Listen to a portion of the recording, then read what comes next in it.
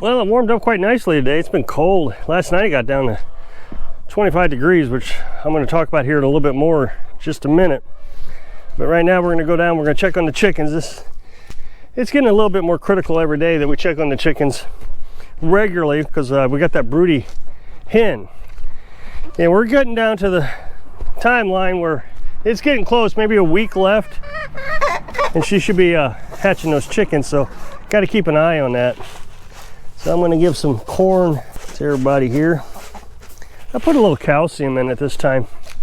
Somebody asked why didn't we grind up the eggshells for the chickens so they could have calcium. Well, we could. We put it in the composter. We could put it in there, but we have so much calcium already. You can buy it in a bag. We had quite a bit already, so we're just using that up. That's the only reason. I'm going to check on her, see if she's got any new eggs underneath her that she doesn't need. Nope, she's got 4 eggs. I'll get her to lay back down on them. It's amazing how well she lets me touch her. Give her some. Oh, there she goes. She's eating that corn right up. That's fantastic. She does that every now and then. I'll give her the corn and she'll eat it. There's calcium mixed in with it, so that way I know she's eating when I actually see her do it. It really has me worried. I never see her outside of here. I mean, I know she has to be, but otherwise she'd starve enough by now. I only see 1 egg so far. That's odd. It's late in the day. It's already noon. I've been kind of busy this morning writing a script for my other channel. So now I'm going to start the generator, let it warm up for a second. And we're going to go out to the greenhouse. As you know, I take the cover off, or have been taking the cover off of the generator, and then I take the air filter cover off. And the reason I do that is make sure it gets plenty of oxygen. Well, since I put the seafoam in the carburetor, it seems to be running a lot better. So I haven't been taking the cover off, but if I haven't ran it throughout the day, I let it warm up for a few minutes, let that oil kind of agitate around. Otherwise, it shuts off on the low oil shutoff system. But a lot of people told me I need to drill a hole in the air filter cover. And I understand why.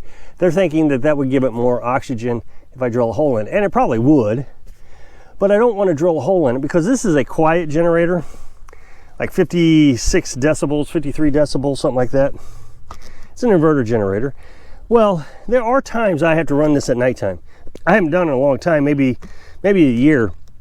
But when you run it at night, you want it to stay quiet. So you run it down low, you let the batteries charge up. Well, if I've drilled a hole in the air filters, when you take that air filter cover off, the generator becomes much louder. So if you drill a hole in, obviously it's going to become much louder. Well, when you're running at night, you don't want to do that. Well, even during the day, I like to be able to go in the house and not hear the generator running. Carolyn notices it when I'm outside filling the water. She notices the generator running when I have the cover off. But any other time she doesn't know. The thing is I see a lot of people say things that like take a shortcut here or there. It's not that hard to take a cover off. You know, it's 1 screw with my little Swiss Army knife. It's just not hard. So I don't see the reason in doing things, tearing things up, I don't know if that's the right word, to make things better. What we really need to do is find the real problem to the whatever's going on and fix the problem, not put band-aids on it and tear things up. So I was pretty certain that we had a carburetor issue. Last year I had a spark plug issue. Changed the spark plug, everything got better. Carburetor had been cleaned and, well, since we got it 4 years ago, and I run it every day.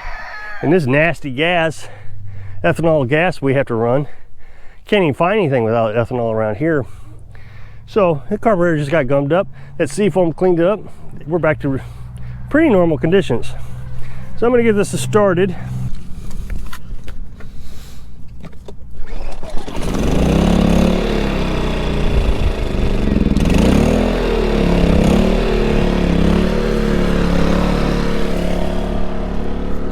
So, I mean, that's pretty good. 4-year-old generator. I had my mic on, so I couldn't pull it that hard without ripping my mic off, and it started right up. Of course, it surged, but that was because I didn't get a good pull on it. But started right up. I mean, 4 years. These generators are amazing. I know a lot of people say you need to get the Honda generator. Well, it's double the cost. There's a couple features on this that the Honda doesn't have. I guess the new Honda has a carbon monoxide monitor, but I hear when it fails, you have to replace it. There's nothing you can do. You just have to replace it, and you can only get it in one spot. So I don't know. I'm just not a big fan of spending a bunch of money for something I'm going to leave outside and just tear the heck out of.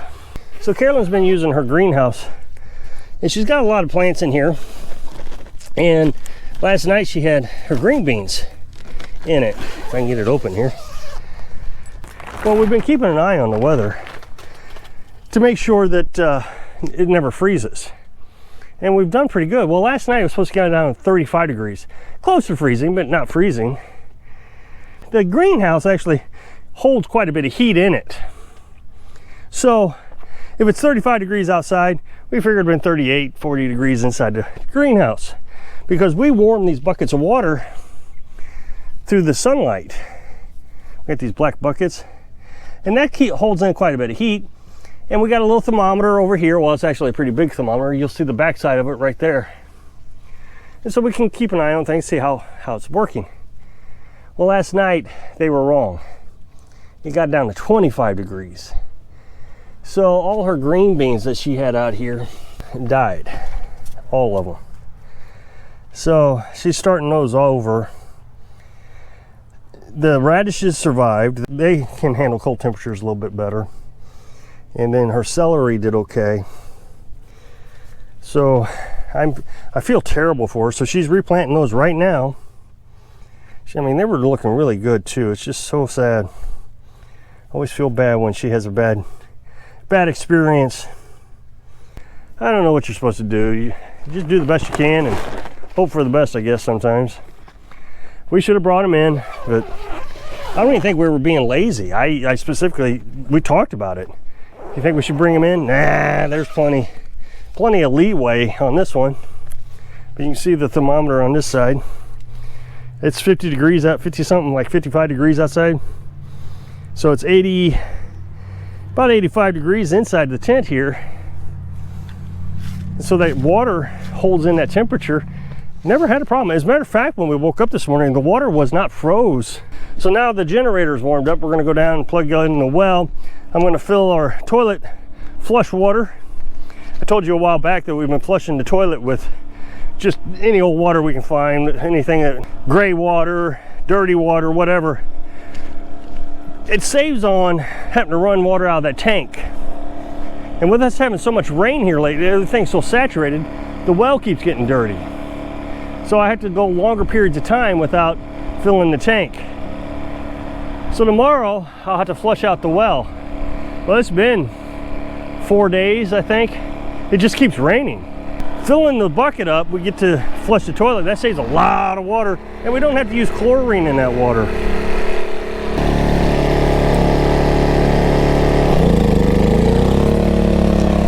It's been doing a lot better since I put that seafoam in it. I mean, I had a lot of people tell me not to put it in there. Oh, that was a mistake, you shouldn't have done that, but I don't know. It's running better.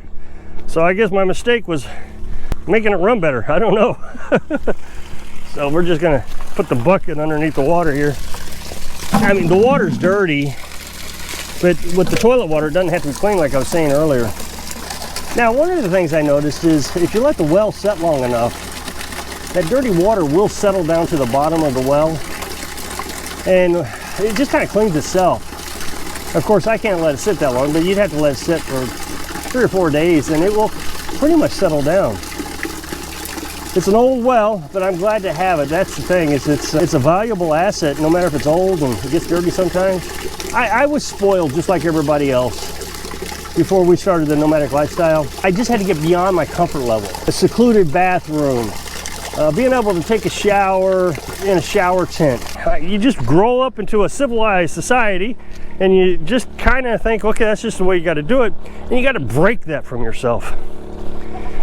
So clean water is another thing. There is ways to take care of water and clean it and make it right, but the biggest one for me is cold temperatures. I hated cold temperatures. As a matter of fact, I hated it so much, I still say I hate cold temperatures. But I can come outside now with just a sweatshirt on for a while and be okay. I'm not just absolutely out of my mind cold. And so now it's easier for me to sleep at night in the cold, so I can let it come down into the 60s. The other day got down into the 50s in the house, and then you start the wood stove back up, warms up. I wouldn't have been able to do that years ago. 68, 65 degrees is about as low as I would turn the thermostat down at night. Getting used to discomfort. A lot of people say I cannot do without certain things, but they can. They just haven't tried. So the other day I asked you to do a 30-day challenge and shut down a bunch of your appliances in the house. I only heard one person that said he might try it. John said he might try it. He actually took my last 30-day challenge. Since then, he's been doing dishes outside in a little tub for like 2 years now. Well, same thing applies. He's going to try it now. I guess he's going to try to shut down a bunch of his appliances. I would really like to hear from folks who says, okay, I'm going to shut down all my appliances, everything but the refrigerator, and maybe a tablet or a phone.